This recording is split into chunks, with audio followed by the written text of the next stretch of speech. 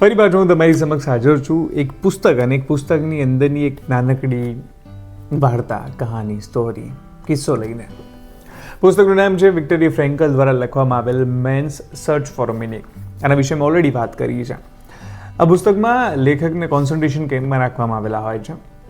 જે વખતે હિટલરનો જમાનો હતો અને એ વખતે જે લેખક છે એ સાયકોલોજિસ્ટ હોય છે અને ત્યાં લખવામાં આવે છે કે નવા આવેલા જે કેદીઓ હતા એમની ગણતરી કરવામાં આવતી હતી અને એક કેદી ઓછો પડ્યો એટલે એમને બધાને વરસતા વરસાદમાં ઠંડા પવનના સુસવાટામાં ઊભા રાખેલા હતા.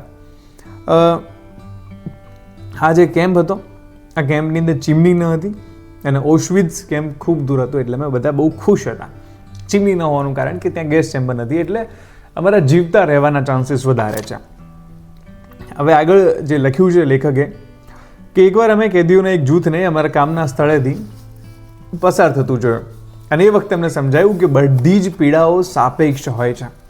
એ કેદીઓનું જીવન પ્રમાણમાં વધારે નિયમિત, સલામત અને સુખી લાગતું હતું અને વિચાર આવ્યો કે એ લોકોને નિયમિત રીતે નહાવા મળતું હશે, એમની પાસે ટૂથબ્રશ હશે, કપડાં સાફ કરવાના બ્રશ હશે, દરેક જણ પાસે સુવાનું આગું ગાદલું હશે, દર મહિને એમને ટપાલો મળતી હશે, તેમના સગાવાલાઓની માહિતી મળતી હશે, એ લોકો જીવિત છે કે નહીં એની ખબર મળતી હશે. અમે તો એ બધું ઘણા વખતથી ગુમાવી બેઠા હતા અને બધું વિચારીને અમને દુઃખ થયું. લેખક પોતે એક કેદી છે, એ બીજા કેદીઓને જુએ છે પણ એમની જરાક અમથી સારી હાલત જોઈને એમને દુઃખ થાય છે અને એ વખતે એમને સમજાય છે કે પીડાઓ સાપેક્ષ હોય છે. માણસને એની તકલીફ નથી કે એની જોડે ગાડી નથી, માણસને એની તકલીફ નથી કે એની જોડે સારું પોતાનું મકાન નથી, માણસને એની તકલીફ છે કે પાડોશી જોડે ગાડી છે, મારી જોડે નથી. બીજાની ગાડી જોઈને આપણને દુઃખ થાય છે, બીજાનું મકાન જોઈને આપણને દુઃખ થાય છે. અહીંયા પણ લેખક જે સંદર્ભમાં વાત કરે છે એ જ સંદર્ભમાં કરે છે કે આપણી પીડાઓ સાપેક્ષ હોય છે.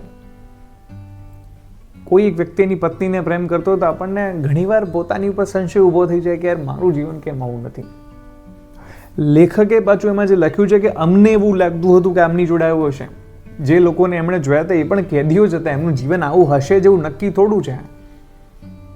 ઘણીવાર એવું બને કે કોર્પોરેટ ઓફિસની અંદર મસ્ત એસી ચેમ્બરમાં બેઠેલો કોઈ અધિકારી પોતાની બારીમાંથી નીચે જુએ ત્યારે નીચે જે રસ્તા ઉપર એક લારીવાળો હોય છે, શાકભાજી વેચતો હોય, કે મસ્ત બપોરે અડધા કલાકની ઊંઘ લેતો હોય ત્યારે જે કર્મચારી હોય છે જે લાખો કમાતો મહિને એને ક્યારેક તો થઈ જાય કે આનું જીવન કેટલું સરસ છે, કેવું સરસ સૂઈ શકે છે ને હું થાક્યો છું, નથી આજ નોકરી આવવાની ઈચ્છા નથી, તેમ છતાં એવું પડ્યું. એસી ચેમ્બરમાં બેઠો છે તેમ છતાંય, કારણ કે એની પીડા સાપેક્ષ છે.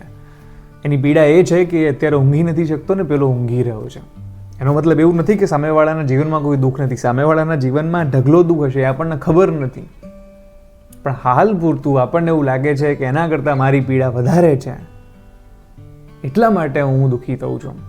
એ મારા કરતાં વધારે સારી પરિસ્થિતિમાં છે એવું મને લાગે છે. એ છે એવું જરૂરી નથી. એટલે દુઃખનું કારણ મોટે ભાગે સાપેક્ષતા હોય છે કે આપણે બીજાને જોયું અને એની પીડા આપણને એમ લાગ્યું કે આ તો જલસા કરે છે, આ તો મસ્ત જો ગાડી લઈને ફરે છે, પણ ગાડીના હપ્તા આવતા છે, મહિને 50,000નો હપ્તો આવતો હશે, મહિને લાખ કમાતો તો 50 જતા રહે છે. કદાચ તમે વધારે બચાવતા હોય એના કરતાં. વી ડોન્ટ નો કે કોના જીવનમાં શું ચાલી રહ્યું છે.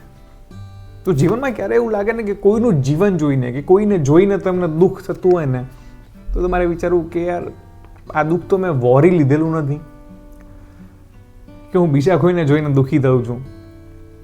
બીજા કોઈને જોઈને ખુશ થઈ શકો છો તમે, ઈશ્વરનો આભાર માની શકો છો તમે કે કેટલાય લોકો છે આજે ફૂટપાથ ઉપર સૂવે છે, તમને સૂવા માટે ગાદલું તો મળે છે, એક પોતાની રૂમ મળે છે, પોતાનું ઘર મળે છે, જે નાનકડી ઓડીમાં રહે છે, જેને રસોડામાં ઊંઘવું પડે છે, 1 BHK વાળાને જોઈને ઈર્ષા થાય છે અને કે યાર કેવું સરસ મજાનું મકાન છે, 1 BHK, પોતાનો એક રૂમ છે, રૂમમાં એ સૂઈ તો શકે છે, રસોડામાં તો નથી ઊંઘવું પડતું ને. મુંબઈના લોકોને ક્યાંક અમદાવાદવાળાની ઈર્ષા થાય છે અને અમદાવાદના 1 BHK વાળાને ક્યાંક બંગલાવાળાની ઈર્ષા થાય છે. એટલે પીડાઓ બહુ બધી છે પણ એ સાપેક્ષ આપણે ઉછીની લીધેલી પીડાઓ છે. સાપેક્ષતા સરખામણી કરવી જોઈએ પણ એ સુખ મેળવવા માટે તમે કરી શકો છો. સુખ મેળવવા માટે પણ હું એ સંદર્ભમાં કહું છું કે અહંકારના ક્ષેત્રમાં નહીં કે હા તો સાયકલ લઈને રખડા છે આપણે, જો જલસા બાઇક લઈને, ના એવું નહીં. ઈશ્વરનો આભાર છે કે લોકો સાયકલ લઈને પણ ફરી રહ્યા છે. ઈશ્વરનો આભાર છે કે મને આટલે મળ્યું છું. એ ગ્રેટિટ્યૂડ હોવો જોઈએ તમને. તમને જે મળ્યું એનો ગ્રેટિટ્યૂડ હોવો ખૂબ જરૂરી છે. લેખકે થોડી વાર પહેલાં કહ્યું કે અમે ખુશ હતા કે અમારા કેમ્પમાં ચીમનીઓ નહોતી.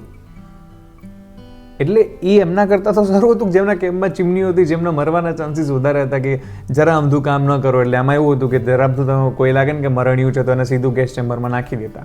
એટલે કામ કરતું રહેવું જરૂરી છે. ચીમની નથી તો ક્યાં નાખે. એટલે ખુશ હતા. બહુ જ સરસ બુક છે. બહુ જ સરસ જીવનનો મિનિંગ આપે છે અને બહુ જ સમજવા માટે વિવેક બુદ્ધિની જરૂર છે. ખાલી વાંચી જવા માટે વાંચતા હોય તો આવી પુસ્તકો ન વાંચવું જોઈએ, હું એવું કહું છું. એની માટે થઈને ઘણી બધી બીજી સરસ લવ સ્ટોરીઝ આવે છે, એ વાંચી શકો છો તમે. But if you really want to learn something, તમારી અંદર વિચારવાની શક્તિ હોય, તમે જો ડીપ થોટ કરી શકતા હોય, વિચારોનું વમળ તમારા મગજમાં ફરી શકતું હોય તો આવી પુસ્તકો વાંચવી જોઈએ. પુસ્તકમાં તો બીજી ઘણી બધી વાતો એવી કરી છે. મેં આના વિશે એટલે તો આટલા વખાણ કર્યા હતા. નહીંતર હું કોઈ પુસ્તક વિશે એટલા વખાણ કરતો નથી. જો કે આ વાંચવામાં બોરિંગ ચોપડી છે, હું અગેન કહું છું. વાંચવામાં બહુ કંટાળો આવે એવી ચોપડી છે, પણ સુંદર ચોપડી છે. એટલે પુસ્તકનું નામ છે man's search for meaning, Viktor ફ્રેન્કલે લખેલી છે. તો આટલું હું તમને કહી દઉં છું. So thank you so much તમે મારો વિડીયો જોયો એટલા માટે. અને બસ આટલું જ છે આજના વિડીયોમાં.